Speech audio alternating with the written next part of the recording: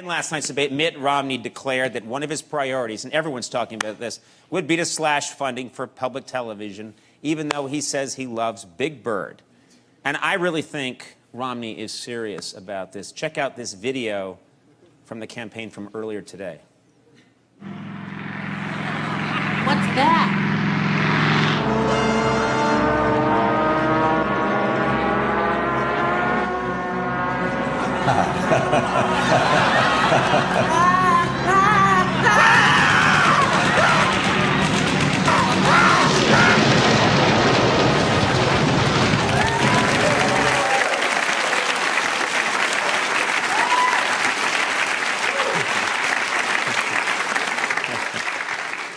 I really hope no children are watching right now.